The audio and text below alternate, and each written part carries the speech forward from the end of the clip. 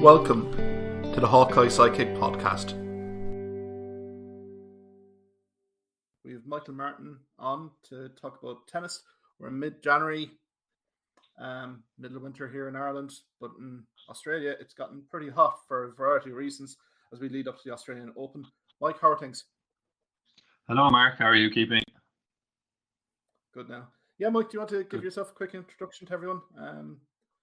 Yeah, I will do, Mark. Yeah, so Michael Martin is my name. I must declare at the outset that Mark would be my brother-in-law, so strong family ties. So luckily we agree on most things sports-wise, I suppose, in terms of Man United and Munster and Limerick. Yeah, so we don't have too many arguments. But yeah, I would have been a big fan, or I am a big fan of tennis. Would have played a lot when I was younger, so definitely keep a close eye on it. Would be one sport that I kind of watch the whole time if I can.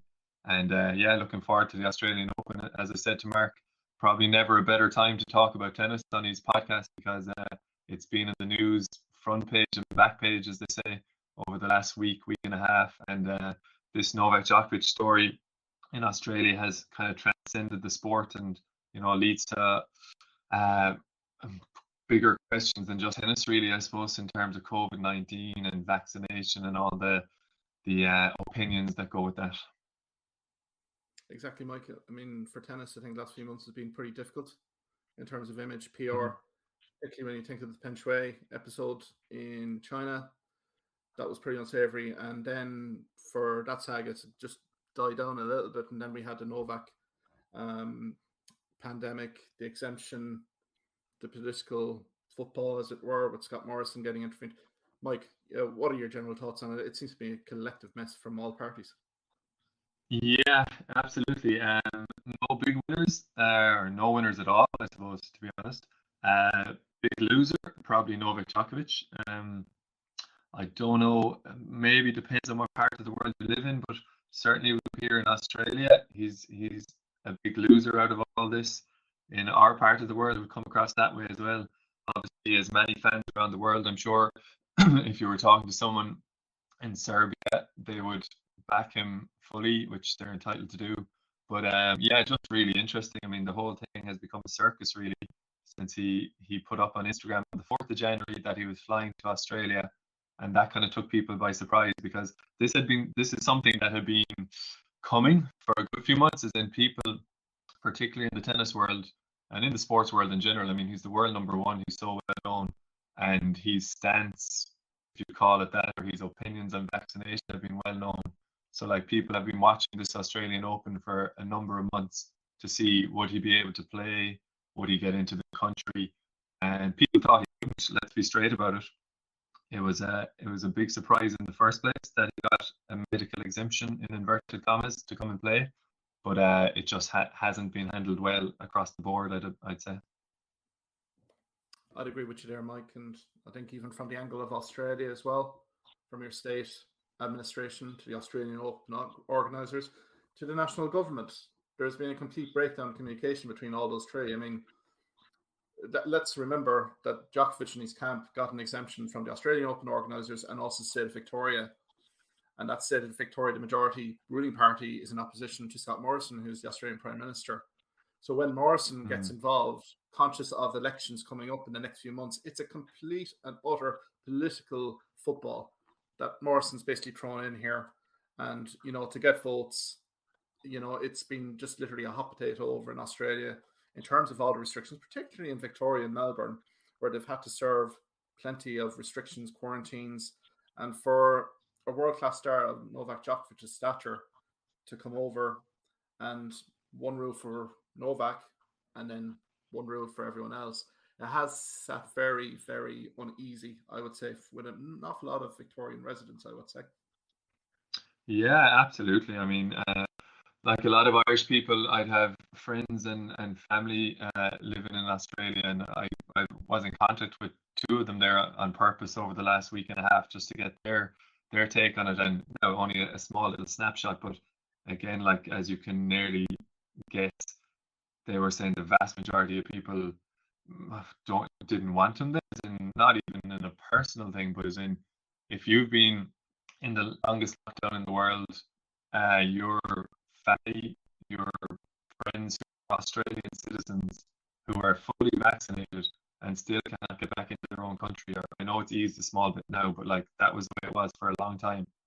And all of a sudden, the rules were nearly made up for Novak. This is nearly the controversy. Liam Brody is a British tennis player, and he kind of called it right. He's one of the few tennis players who've kind of been, what would you say, forthright about it. But he said it himself on Twitter there. Jamie Murray and himself, Jamie Murray being Andy Murray's brother, who's a very good doubles player, but were asked about it at a press conference. And Jamie Murray's line, if you saw it in the media, was that, well, I wouldn't have got an exemption.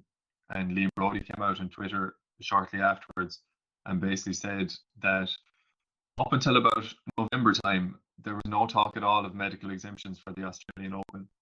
Everyone was under the impression that to play in the Australian Open, you'd have to be double vaccinated and you'd have to have proof of vaccination, basically. So as I said, all eyes were on Novak because of his previous comments regarding vaccination. So when this medical exemption was flagged by the Australian Open about 8 weeks before the tournament, people were wondering, is this a setup? Like, is this a way to get Novak in? And that's essentially what Liam Brody said, was that like we all knew this was coming. Once medical exemptions were mentioned, we're like, that was a red flag, and we kind of, we were waiting for Novak to get a medical exemption, essentially. So really interesting. Again, does it come down to, like lots of things, does it come down to money? Where the Australian Open, under massive pressure from sponsors, from TV, have the superstars there. I mean, there's no Roger Federer, he's injured. Exactly. Nadal is obviously there. Lots of other good players, but like Novak is the main man. So, where are they coming under pressure to find a way to get him to Australia? But like it's been really messy. Indeed, yeah, defending champion as well, Novak Djokovic as well, and again looking to get into that immortal kind of list with 21st potential Grand Slam title to his name, and as well Dominic Thiem. There has been a series of withdrawals here as well that really undermined, I think, the men's draw, because as you say yourself, Federer out with the knee injury, Dominic Thiem with the wrist injury had pulled out weeks ago. So yeah, I would have, from an Australian Open organizer perspective, I would say media interest and probably sponsorship of the tournament were really pushing for Novak's appearance in some shape or form. But again, it should be not one rule for one and one rule for the other, which essentially this has been articulated. And I think it's been a very messy situation for all parties involved, particularly I think Australia as well, because correct me if I'm wrong here, Mike, he does get deported, and is he no longer able to travel to Australia for the next 3 years? So that's his Australian Open participation pretty much over, I would imagine, potentially, which maybe or tasting them out for Novak and his team, particularly his record there. Yeah, that's it. I mean, that's the government have the option to ban him from Australia for 3 years, is what you read in the media. So yeah, I mean, will that hurt as well? Will he want to go back? All those things. Now, if actually, Mark, I'll just give you again, might know much about tennis, or it's something we hear about this side of the world mainly when Wimbledon is on, obviously. That's kind of it, isn't it? If we all think back to our childhoods, your 2 weeks in the summer, you'd be watching Wimbledon on RTE, and you'd take the tennis rackets out into the garden and put a bit of string across between two trees or something. But in case people aren't aware, like the tennis is very much like the golf in that there's four majors or 4 Grand Slam tournaments a year. So you have your Australian Open, your French Open, Wimbledon, and the US Open. And we're all in all sports, people are always kind of looking for who's to use the American sports term, who's the GOAT, like who is the greatest of all time. And impossible to decide between generations and to weigh up people who played in the 60s, 70s versus people who play now. But the only way you kind of do it, I suppose, is by Grand Slams. So the big three, as they've been called for years, are Novak Djokovic, obviously, Rafa Nadal, and Roger Federer. And just in case people aren't aware of it, they have absolutely dominated the sport for the last 18, 19 years. Just like I looked it up myself just out of interest, because I knew they dominated, but I didn't even know how much. In the last 18 years, those 3 guys have won 60 out of the 73 Grand Slams. So they've won 82% of the Grand Slam tournaments over the last 18 years. Like that's phenomenal in an individual sport, because essentially you can't have an off day, or you can't afford very many off days. You know, you can't afford to be injured. So like their dominance has been unbelievable. And probably as a result of that, their influence on the sport has been massive, in terms of even on the what's called the ATP Tour, which is like the Association of Tennis Professionals, which is the body that runs the men's professional tennis game.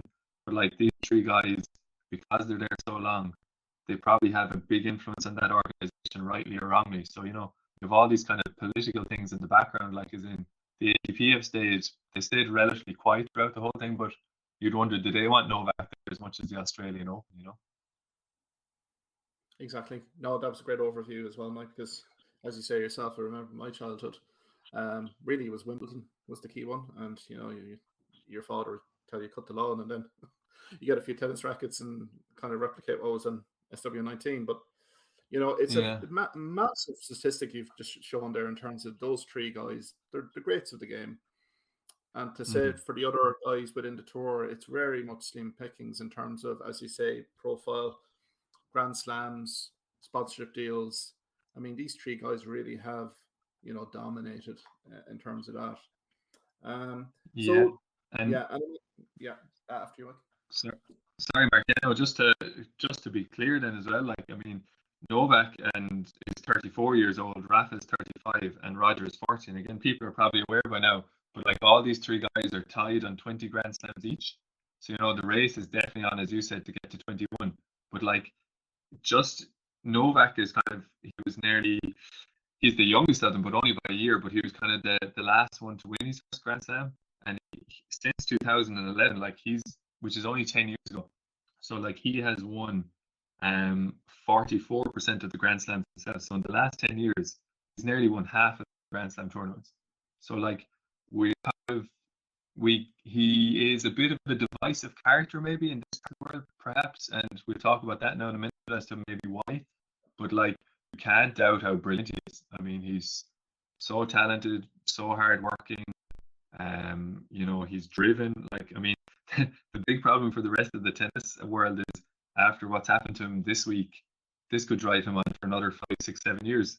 You know, he's that kind of guy who's like he's whether he likes it or not, he admits it himself. He's never, for all his brilliance, he's never been as popular, and he probably never will be as popular as Roger and Rafa.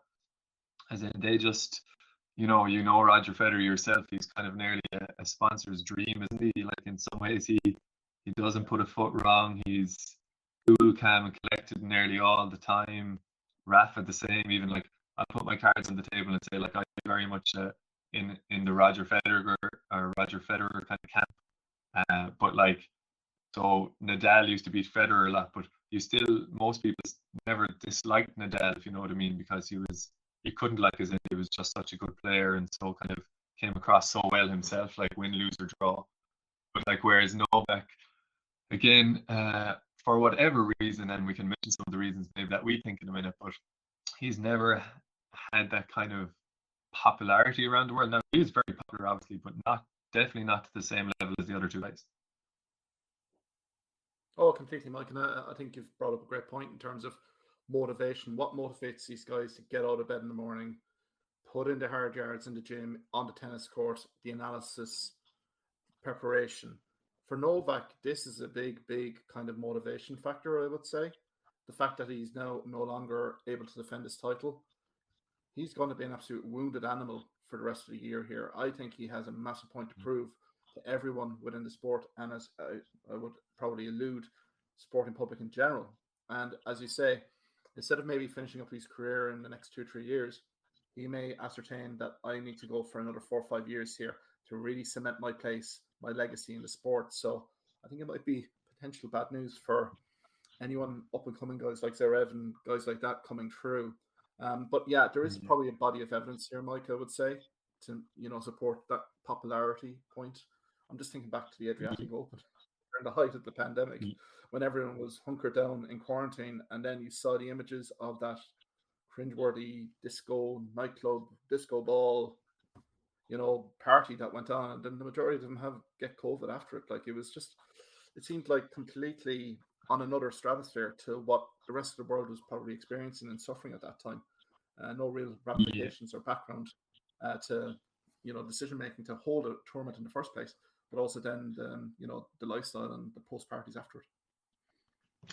Yeah, that was it. Again, not to be going on too much, but people might be aware of it. Exactly what you said. It was like in March 2020. Obviously, COVID-19 was all around the world and lots of countries in lockdown, including ourselves. And the ATP and the tennis in general stopped basically around the world. International travel, etc. So it stopped. But Djokovic organized essentially a tour in the Adriatic. So in Serbia, his home country, Croatia, Bosnia as well, I think. So it's that part of the world. So obviously it wouldn't involve travel by air, which makes sense, I suppose. But he organized a tournament. And by the way, lots of players turned up, lots of really big names. Thiem, Zverev, Cilic, so it wasn't just Djokovic by any means. Like lots of top names were there. It was there 15 or 16 guys, but lots of them in the top 20 in the world, or top 40 in the world at least. But anyway, got a long story short, as you said, he was criticized for it because, by my understanding of it, is he didn't break any laws or regulations in the countries themselves, but it just did not look good. As in, fans on top of each other in the crowd, social distancing that was meant to be there didn't happen, and as you said, the guys who were on the tour were basically enjoying themselves while the rest of the world was kind of suffering. So it was it was stopped after 2 rounds. I think there was maybe 5 rounds of it in 5 different cities, but it had to be cancelled after 2 because COVID outbreaks among the players. And look, it was just another PR disaster for him, really, because he organized it. He's the high profile guy, so he kind of got the blame for it, if you like. And again, this was following on from his kind of interviews in, I think it was around April 2020, where he kind of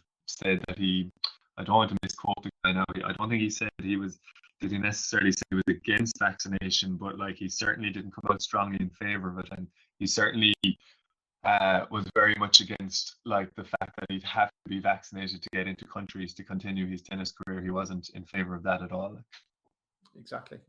Yeah, no, I think that was the main message that came out of those interviews. I mean, he may have a problem here trying to get into other countries. I mean, thinking of the French Open, I'm thinking of Wimbledon, I'm thinking the US Open. I know pandemic-wise, Omicron the variant seems not as bad, but again, I don't see restrictions being kind of lifted in terms of, pandemic passport visa, passports to get into countries. So I think he's going to encounter this in a few countries where he goes to, particularly on the APT tour events, particularly when he gets into Europe, particularly when he gets into the America summer season as well. So yeah, it's just been a catalogue, and I think this hasn't really done anything for him in terms of the PR. I mean, the PR has been spun that he's been the victim in all this, but I think Rafa coming out as well right at the end, to say, look, I think they're sick and tired of all the tennis players having to tackle that question, particularly when they're in Adelaide, particularly when they're in Sydney, warming up, preparing for this Grand Slam, having to field questions about Novak Djokovic. I think Rafa's comment was, one man can't derail a Grand Slam or tournament. I think that's a deciding factor. I think players are being massively distracted, want to just move on here.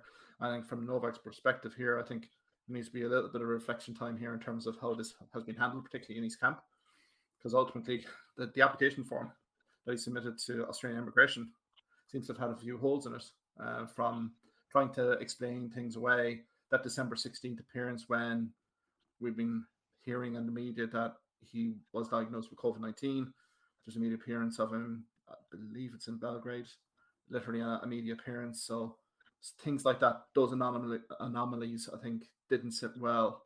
And, granted, the court gave him an extension. But as you say yourself here, Mike, if this was a qualifier the last 2 weeks, qualifying for a first round, would they have had the same treatment in terms of getting an exemption? Not. I probably wouldn't. And the fact that there's been such a low exemption rate here as well, I think there was only 3, including Novak, that got exemptions. Everyone else, I don't think even bothered to submit an exemption. I think they knew what the response would be pretty quickly. Yeah, so, absolutely. Go ahead, Mark. Yeah. After you, Mike. No, yeah, I was just going to say, that's it. I mean, that's why people were like Novak Djokovic. Again, he's entitled to, we know, but like he never disclosed his vaccination status throughout the whole thing. Okay, so that's his right to do. But like that's why people were watching Australia so closely, because Australia has this reputation for very strict border control. As we knew, the rules were there that essentially you had to be double vaccinated to get into the country. So that's why there was such interest in Novak Djokovic and the Australian Open to start with. So like it was just bizarre from the Australian point of view then that they let him into the country in the first place. It just that's why it became so political. Probably I don't know what they were thinking really. Is in the easy thing to do would be obviously not to have left the player into the country in the first place, and then people would have said, okay, Australia are sticking to their rules. They're treating everyone the same. Isn't that what it comes back to? One rule for the rich and a different rule for the ordinary Joe soaps. Like that's what it screams of, doesn't it? Exactly. And I think the fallout here, I think particularly even from an Australian perspective here, I think it's going to be huge. I think you're going to see an awful lot of organizational change in that Australian Open Committee, particularly CEO, the judgment calls here in terms of even preempting this sort of mess. Why wasn't there open communications between the Australian Open and Victorian government? And then with Victoria government and the Australian Open and the Australian government all getting together, even in November, setting the party line straight away. There has been a massive, I think even Australia, the image of Australia, I think would be tarnished on this for any sports person going into the country, particularly a global star. If this is the treatment from Novak, now granted the reasons that we said, and this is not really bashing Novak either, but for any other like I'm thinking of golf, I'm thinking of other world international events that would be held in Australia. I think if you're a marquee sporting star, you've got to think long and hard about committing to a trip down to Australia, given what you've seen here with Novak Djokovic's episode, where he's been taken away from his rental accommodation to a hotel, which looks pretty horrific from the outside, a detention hotel. It's just the image, everything is just not sitting well in this episode for anyone. As you said yourself, Mike, at the start of this podcast, there's been absolutely no winners here. So I suppose we've kind of covered that at length. So let's kind of move on to the main event. And I mean, the main event seems to be in a very secondary sideshow to what's happened in the last week and a half, 2 weeks with Novak. But let's get on to the men's draw now, given that Novak now has been scratched, given the deportation order. Who are your fancies here, Mike, in terms of, it seems to be a wide open field, given the stars that are now missing? Yeah, well, possibly, Mark, but you'll probably find in the men's it's not as wide open. I mean, let's just Novak to mention him one more time. He's a 9-time Australian Open winner, so that's like 9 times the last 3 in a row. So like, yeah, him not being there is massive. It does. I'm sure there's a lot of guys who woke up this morning or were in Australia today, and they're delighted. Obviously, big favorite not there. So look, men's wise, probably the favorite now. He's the number 2 seed. I don't know how well known he'd be if you weren't following tennis too closely, but Daniel Medvedev is his name. He's a Russian guy, a 25-year-old. He won the US Open last year, and had been threatening to win a Grand Slam for the last year and a half. Beat Djokovic in the final, by the way, and beat him very well. Like beat him in 3 sets. And Djokovic was going what's called the calendar Grand Slam. If he won the US Open, he would have won all 4 Grand Slams in the 1 year, which has not been done since like 1969, I think. Rod Laver. Rod Laver is the guy who the court is named after at the Australian Open. So like, that was like massive history in the making, and Medvedev stopped him basically and was well deserving of it. So he would be the favorite, I'd imagine. Then you have other guys. Alex Zverev is a German guy. He's about 24, I'd imagine. He's still a young enough guy, but knocking on the door, like has been to a Grand Slam final. Definitely is a guy who's looking to make the breakthrough. Should be trying to make the breakthrough now in the next year. Is kind of make or break time for him. If he doesn't do it in the next year, will he ever do it? That kind of way. Exactly. And then of course you can never discount Rafa, can you? No, exactly. He's lurking there at 6th seed, wasn't he? Or 6th in the world, but I think the seeding doesn't really matter much when you have Rafa Nadal in a Grand Slam draw. He's always a danger to anyone in a Grand Slam.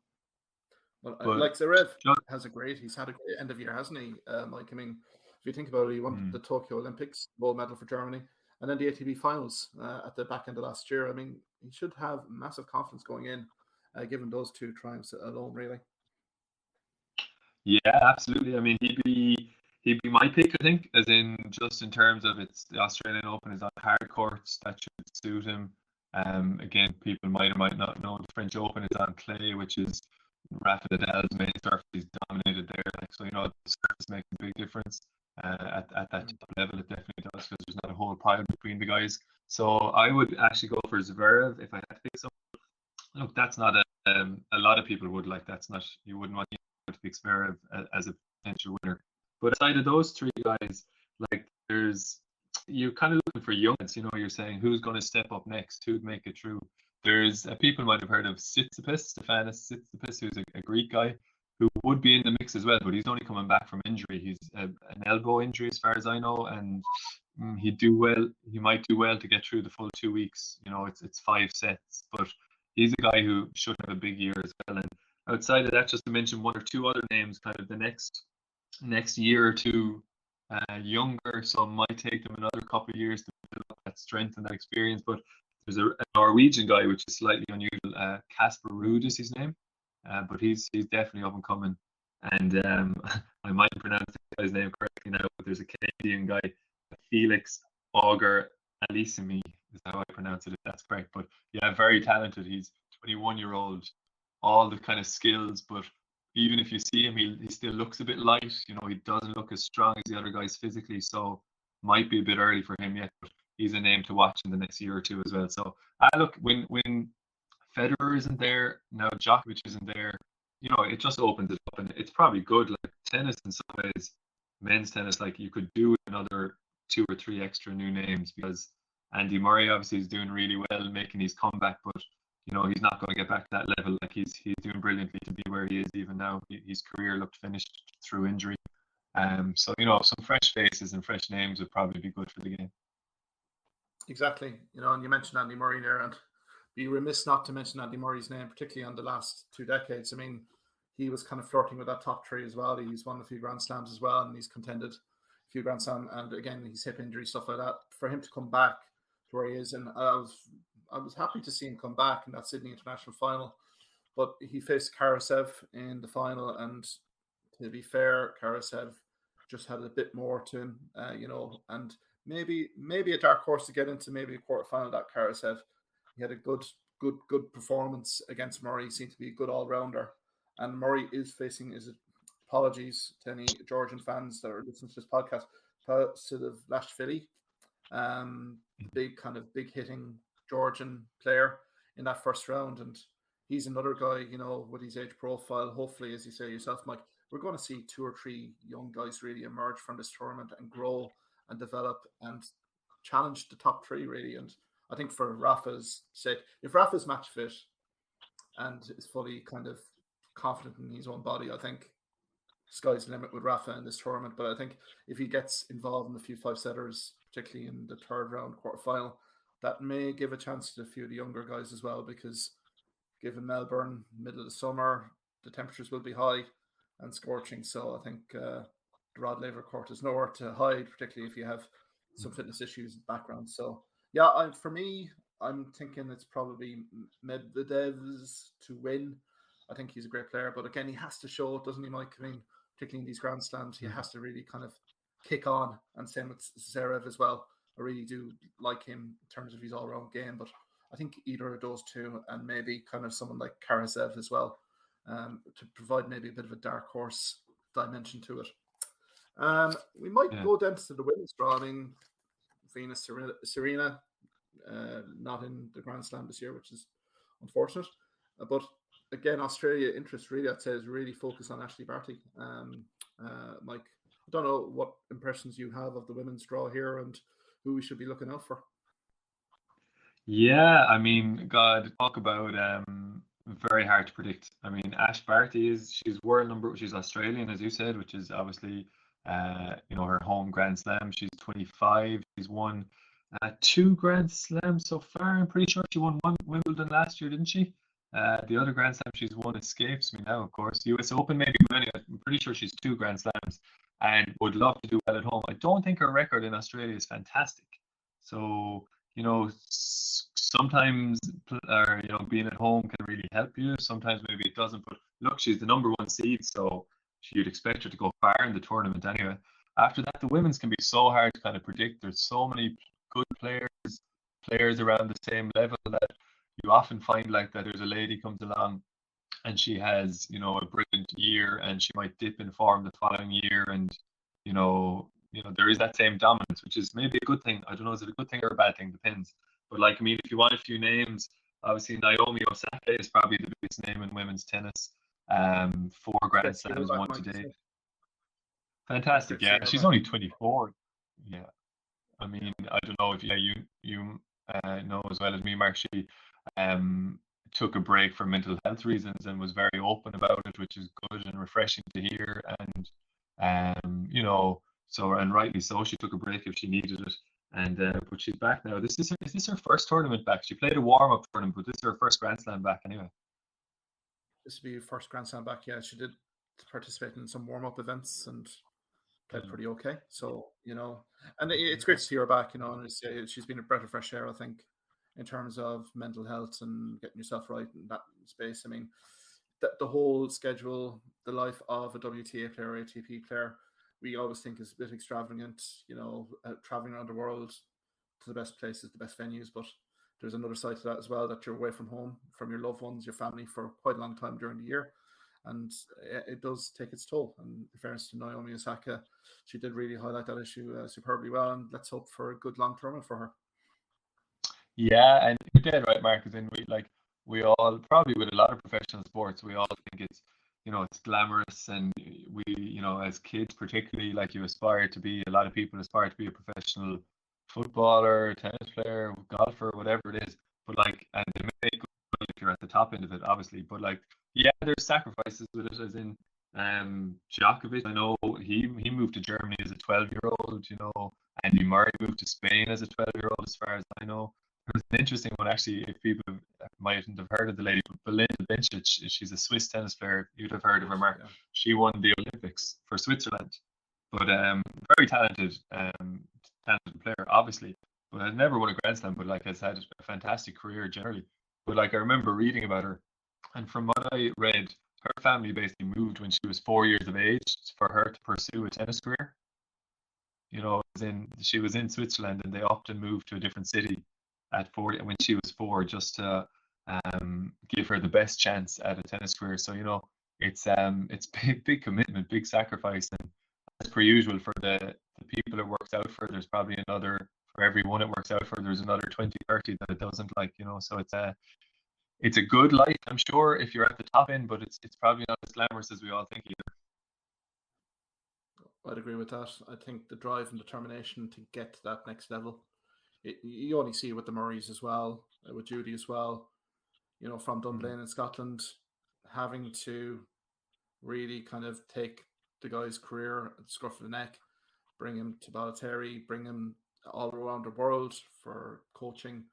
It takes huge mental, financial resources to even get a kid like Izzy Bencic, or Murray's, even to that level where they are 50-50 to either make it or not make it. There's so many stories, I would say, Mike, in terms of like any professional sports, but particularly tennis, because it's such an individual sport, of potential stars in the making that haven't made it for one reason or another. So I think that was a good analogy there. I'm just even looking down through, the WTA rankings here, 1 to 10. And then I'm looking from 10 to 20, and I'm seeing, we've talked about Osaka, we haven't talked about Simona Halep from Romania, Kvitova, the Golden Girl, Emma Raducanu, and she's facing Sloane Stevens in an opening round game, which has sensational potential match of the year for the Grand Slam written all over that one.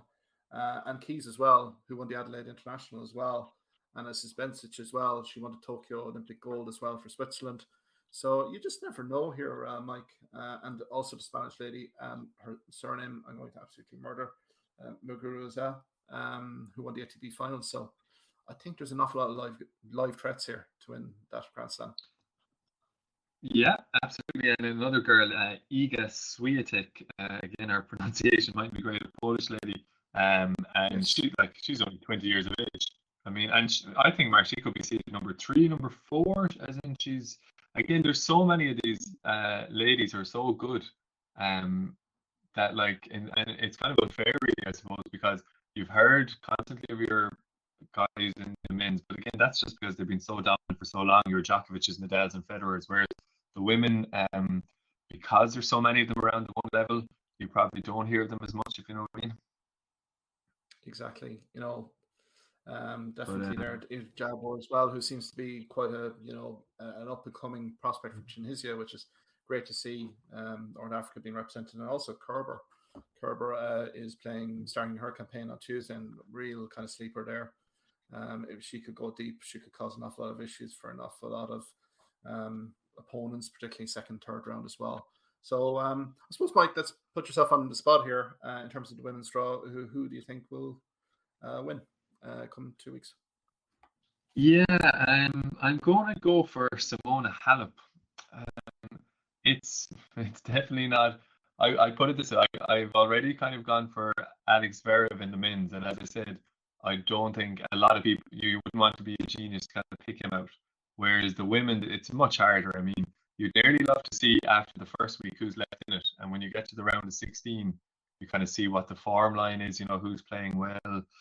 You'd have a better idea, because there's a potential for like a bit like Emma Raducanu. I mean, that's an amazing story. Obviously, that is completely unlikely to happen again, that a qualifier wins the whole tournament. But they just kind of, it's momentum, isn't it? As in you win the first round, all of a sudden you might have a bad draw in the second round, and there's just so many women that on a given day can beat each other. Like it's really hard. But if I had to go for someone, I'd go for Halep, just because she's a good record in Australia.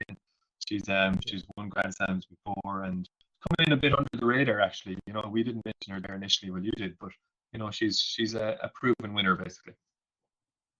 Exactly, and if it will come down to experience, particularly when you get to the quarterfinal, semi-final stage. Ashleigh Barty has a nice run up until the quarterfinals, but I think, Mike, you've captured perfectly. Being the home favourite, it brings advantages, but it certainly brings disadvantages. We've seen that with Emma Raducanu last year in Wimbledon. The expectations soared after her first, second round wins, and you could argue in terms of the pressure getting to her ultimately. Now she went on to bigger things in Flushing Meadows, but again, that pressure, that expectancy, you have to probably experience it. I think for Barkley as well, I think if she can get to the quarterfinals, semi-finals, she's very much a live threat. I would be with you as well. I think Halep is a very strong contender here. But yeah, I'm probably going to go very dark horse here. I would say maybe Kerber for me. If she's anyway on form on her day, she's capable of beating anyone here. I think that's my kind of left field selection. I mean, Kerber's body of work so far has been superb. Whenever she's gotten to the business end of Grand Slams, she's usually performed very well, and it's that temperament and composure, particularly when you get to the quarterfinal, semi-final stage. I think experience will be key. So, yeah, for me, I think I'm the Kerber, and I'll probably go for, as I say, Daniel Medvedev on Australian Open. I'm a bit hesitant with Medvedev. On his day he's brilliant, but on other days he could be a little bit of a mixed bag. So I think the Zverev pick there, Mike, from yourself, I think might be pretty decent. So, which is good. Yeah. So yeah, Mike, leave it. Perfect. Mark, go ahead. Yeah, no, we might leave it there, Mike. We are kind of recording this, on the eve of the Australian Open, but it might be interesting for us to maybe kind of touch base again, either within the first week to see how things are going, and definitely before the eve of the Grand Slam finals, and see how good our picks have been. Particularly start of the year, and there's probably additional talent there that we haven't even mentioned that could just blow from the blue. New season, new year, and new coaching setups that bring players onto the next level. So maybe we could kind of touch base again, Mike, next week, see how our picks are going and how the tournament is going post Novak. Perfect, Mark. Yeah, we do that. And as you said, yeah, it's interesting. There's always, it's such a global sport. Like, there's always a new kind of star emerging, as you said. Like it's a Jarber there from Tunisia, and it's brilliant. Yeah, it covers all corners of the globe. So there's always something new and exciting coming along. So yeah, looking forward to it now, and the 2 weeks should be good, and we'll see what happens. And let's hope there's plenty of excitement and drama going on the court now, not off it. Because I think this Grand Slam deserves it now after all the abuse, all the talk, regardless outside of this tournament. This tournament always delivers massively exciting, epic thrillers. I don't expect anything more given the field now. Particularly the women's draw seems very exciting, and also the men's draw I think maybe spicing up a little bit, given with Novak's absence. So, Mike, thanks very much there, and yeah, we'll talk to you soon. Thank you. Thanks, Mark. Bye-bye. Thank you for listening to this podcast episode. If you liked what you heard in this podcast, why not subscribe to the Hawkeye Sidekick podcast on either Amazon, Spotify, YouTube, or Twitter platforms. You can also follow me at Hawkeye Sidekick on Facebook and Twitter for the latest sporting opinions, articles, and reports.